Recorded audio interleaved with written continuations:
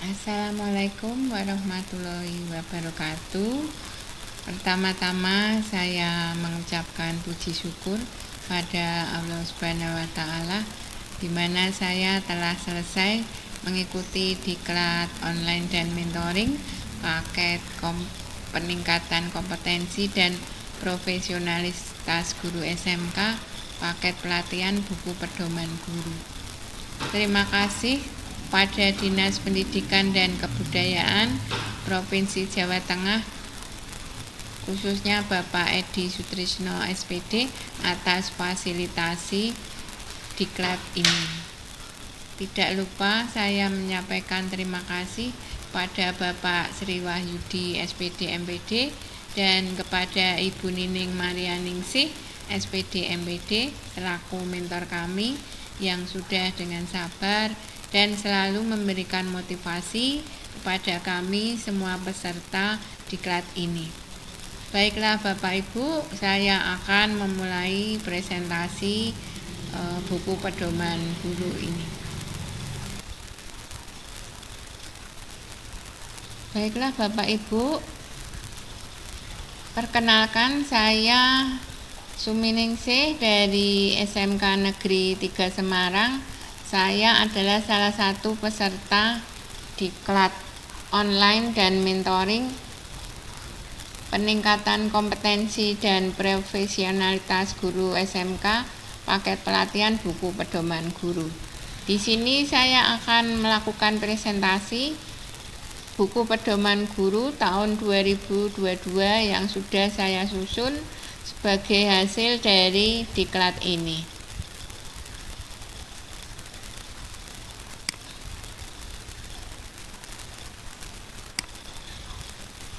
Ya, ini Bapak Ibu.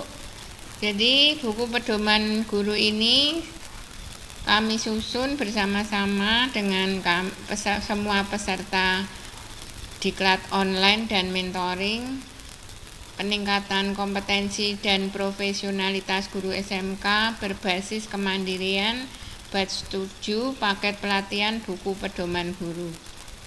Diklat ini diselenggarakan oleh Dinas Pendidikan dan Kebudayaan Provinsi Jawa Tengah.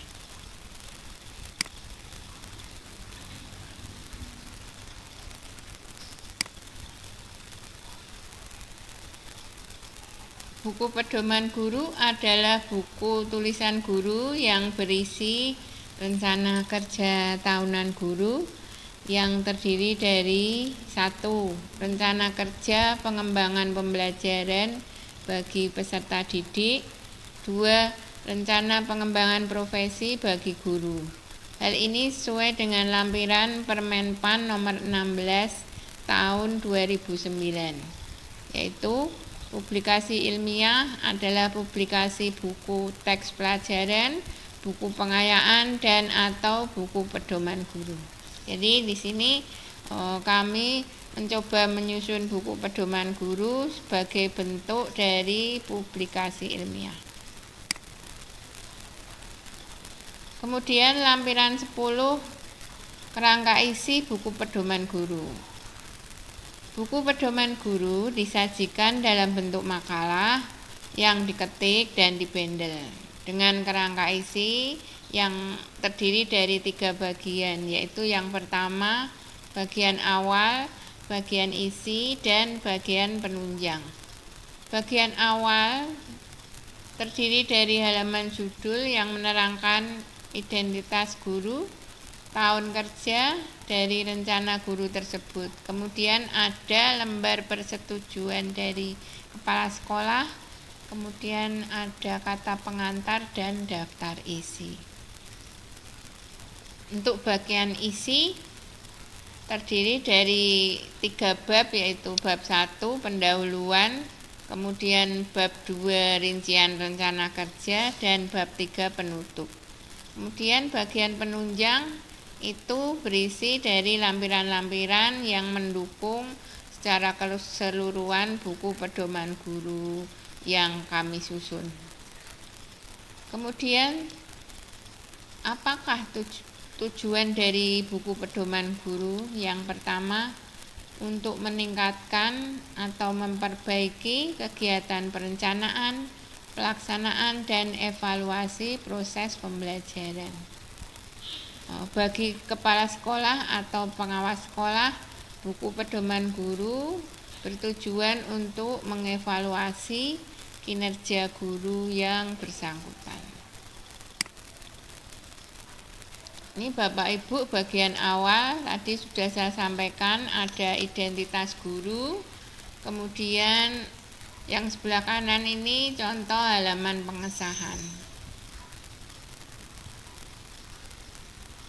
Ini masih bagian awal Bapak Ibu, ada pernyataan keaslian tentang penyusunan buku pedoman guru.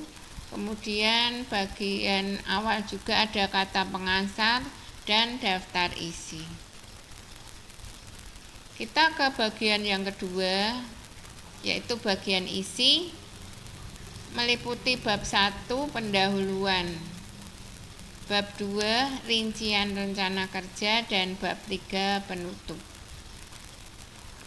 Bab 1 pendahuluan terdiri dari latar belakang, tujuan, manfaat, serta ringkasan target capaian.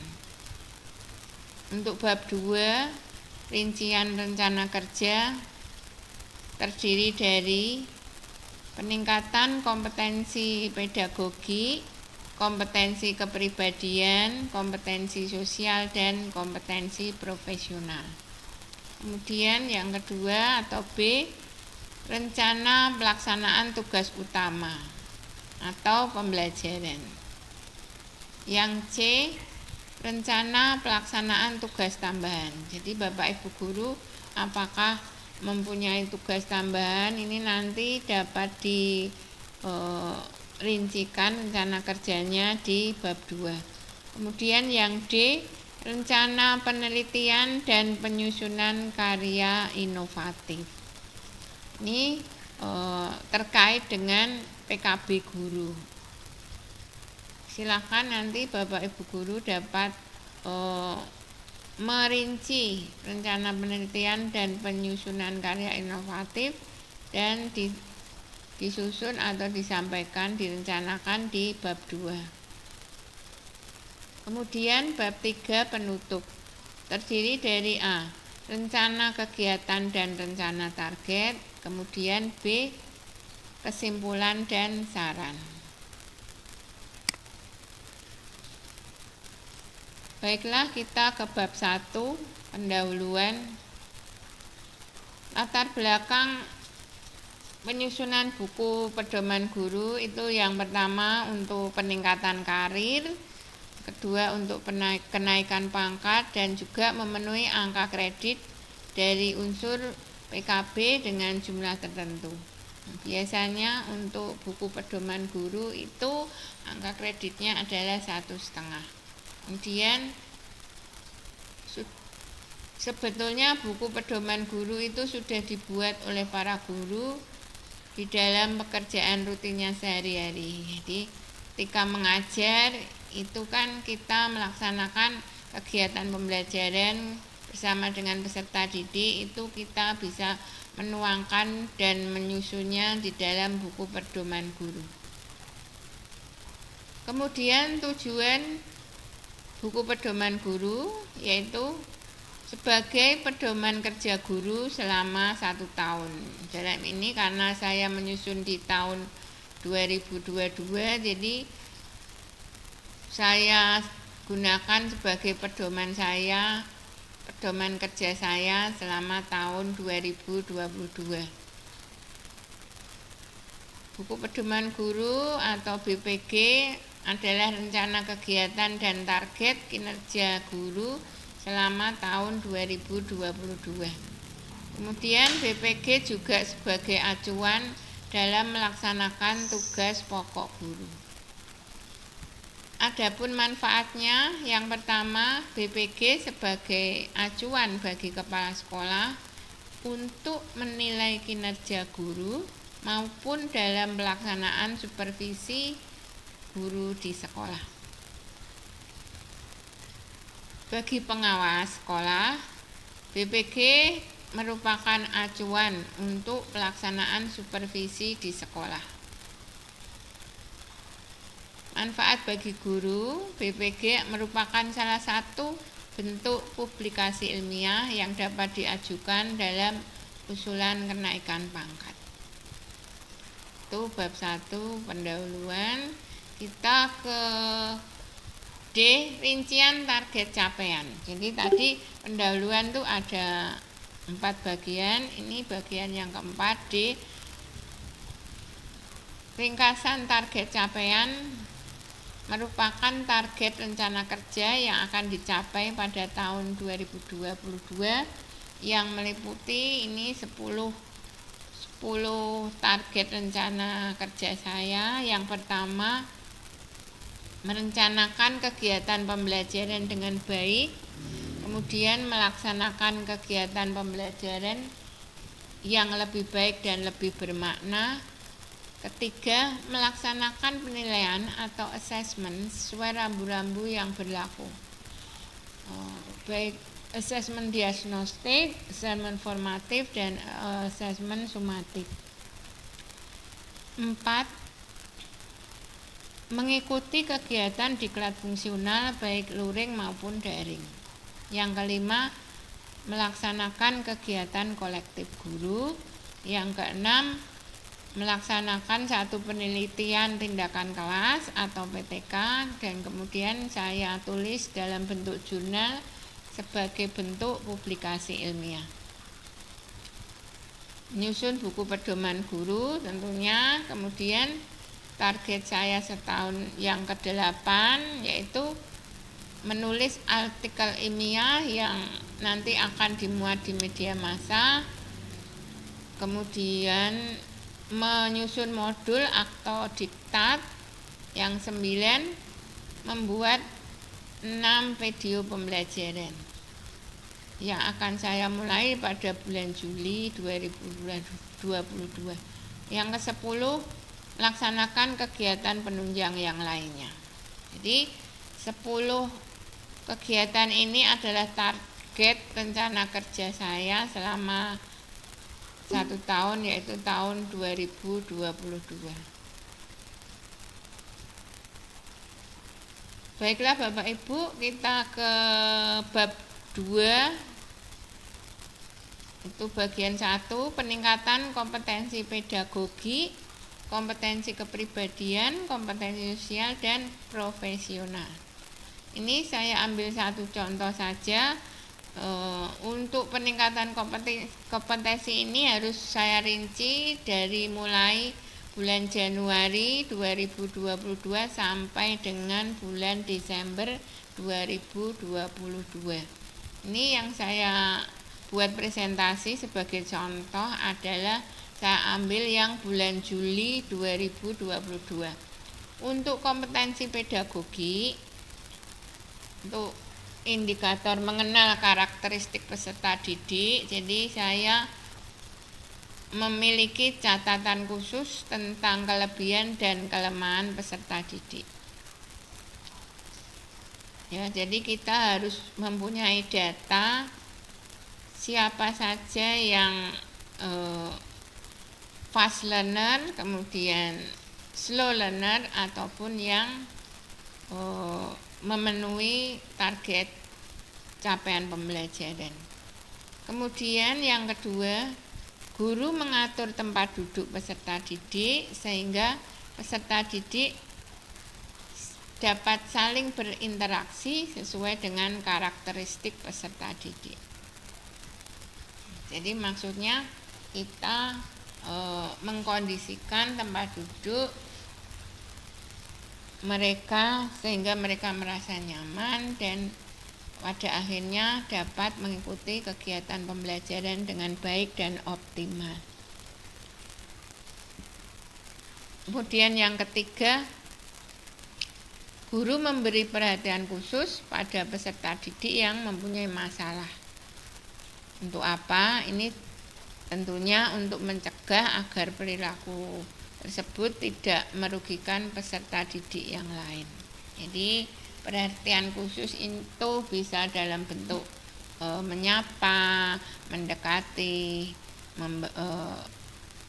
memberikan nasihat. Biasanya mereka akan merasa lebih dihargai dan kemudian akan menyampaikan permasalahannya kepada kita, sehingga kita bisa membantu untuk mengatasi permasalahan sehingga tidak merugikan peserta didik yang lain. Kemudian yang keempat, guru memberi penguatan kepada peserta didik yang mempunyai kelemahan tertentu.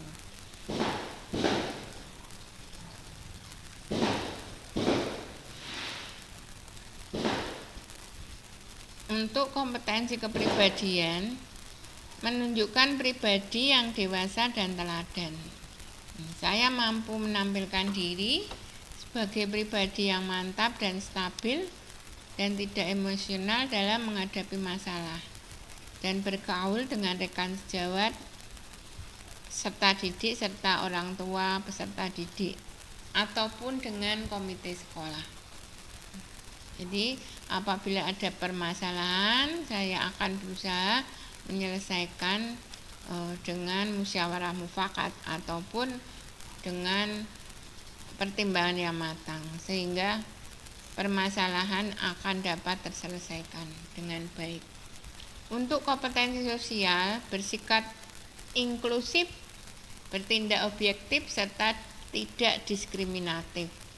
Saya mampu bergaul dengan rekan sejawat, rekan pendidik, serta guru karyawan, juga dengan peserta didik, tidak membedakan gender, tingkat sosial, dan berusaha adil pada peserta didik. Untuk kompetensi profesional, mengembangkan keprofesian melalui tindakan reflektif. Jadi saya membuat artikel ilmiah populer dan dimuat di media massa yang mempunyai ISSN. Ini saya sudah mengirim artikel tersebut, tinggal menunggu terbitnya.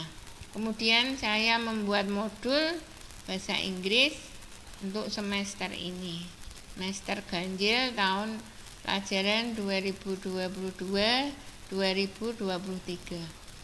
Kemudian yang ketiga, saya membuat video pembelajaran yang saya buat berdasarkan kompetensi dasar untuk kelas 10 atau untuk siswa fase E.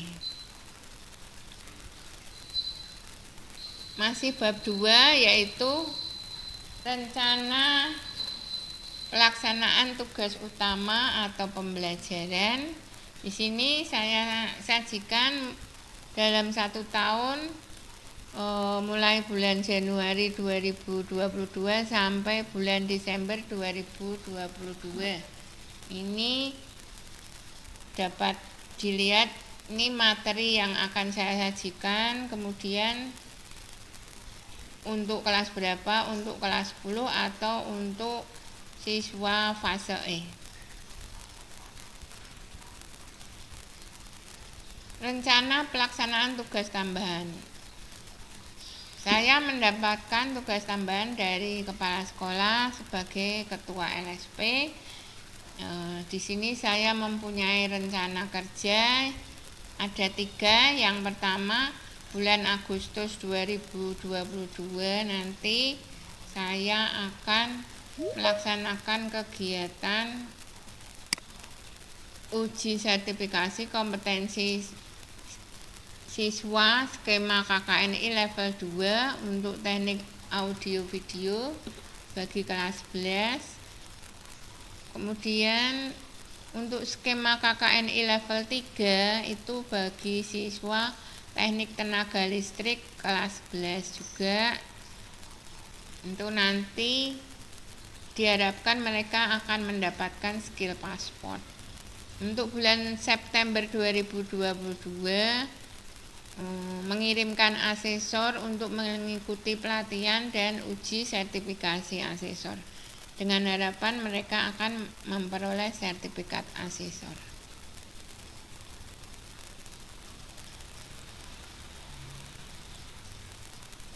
Kemudian yang D, bab 2D, rencana pelaksanaan penelitian atau penyusunan laporan karya inovatif. Di bulan Juli ini saya membuat modul mata pelajaran bahasa Inggris, kemudian menulis artikel ilmiah populer yang dimuat di media massa tingkat nasional yang ber-ISSN. Kemudian nanti bulan Juli sampai dengan Oktober 2022 saya akan membuat video pembelajaran pada setiap kompetensi dasar. Jadi setiap bulan saya akan menghasilkan satu video pembelajaran untuk nanti saya gunakan dalam mengajar.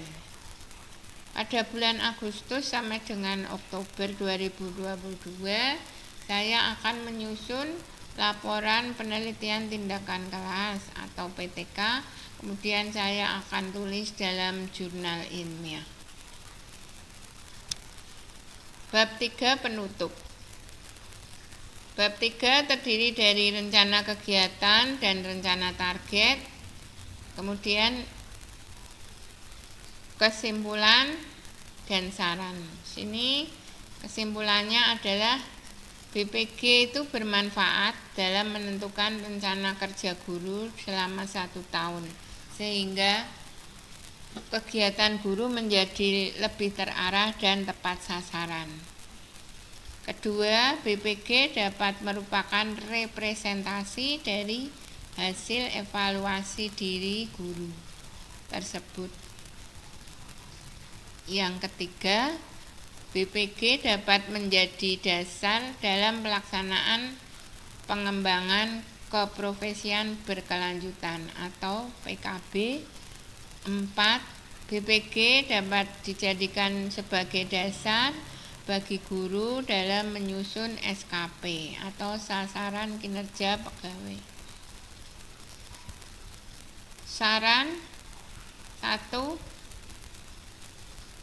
Seluruh guru diharapkan dapat menyusun buku pedoman guru. Kemudian 2, seluruh guru membuat evaluasi diri guru dengan sebenar-benarnya. Yang ketiga, seluruh guru menyiapkan program kerja melalui BPG untuk menyusun PKG.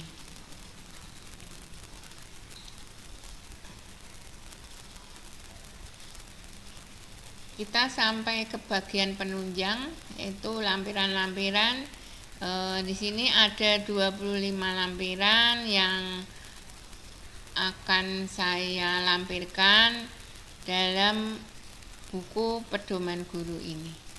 Itu ada evaluasi diri guru, sasaran kinerja pegawai tahun 2022, kalender pendidikan, silabus, perhitungan minggu efektif, program semester, program tahunan, kemudian rencana pelaksanaan pembelajaran atau RPP atau modul ajar. Kemudian lembar kerja siswa atau LKPD, modul ajar, kemudian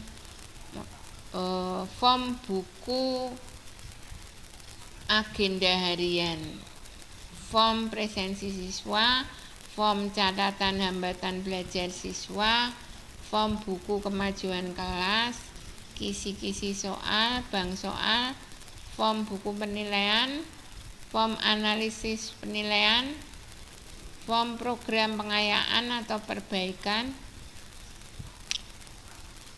atau remedial, jadwal pengembalian penilaian, form daftar nilai, kemudian SK pembagian tugas mengajar, jadwal mengajar, rencana kerja tugas tambahan, bukti fisik, proposal PD dan PIGI. Saya lanjutkan Bapak Ibu.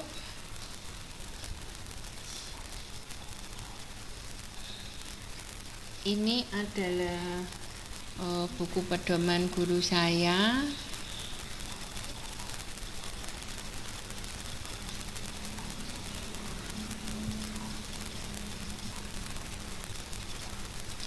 yang dimulai dari cover. Ini ada tahunnya, kemudian ada logo sekolah saya, SMK Negeri 3 Semarang, kemudian logo Dinas Pendidikan dan Kebudayaan Provinsi Jawa Tengah. Sini dapat dilihat.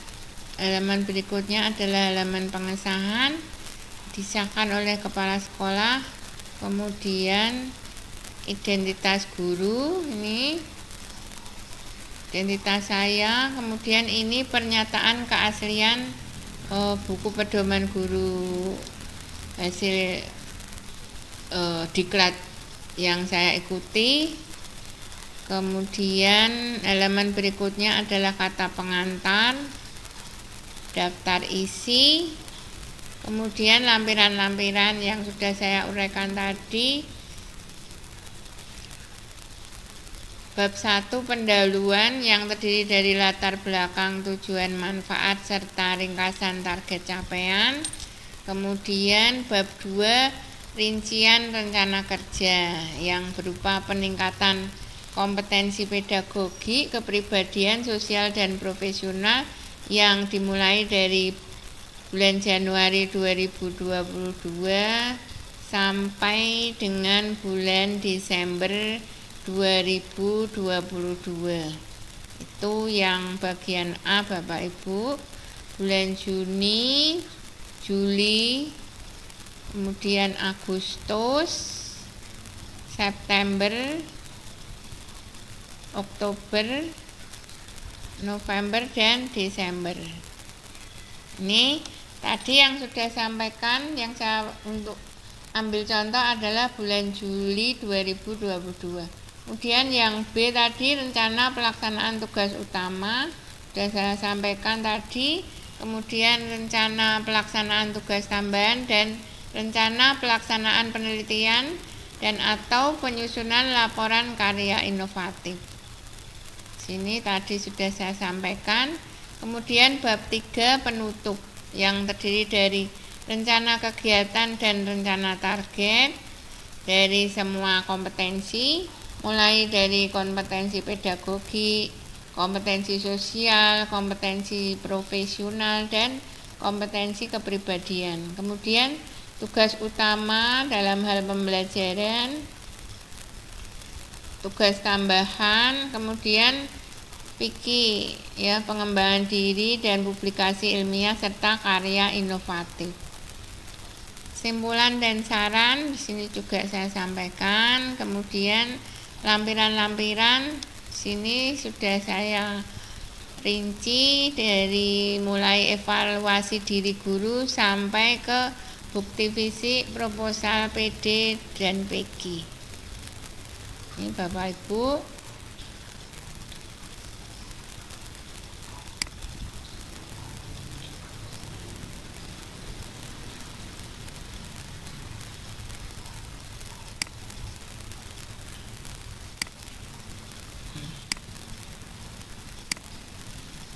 Ya.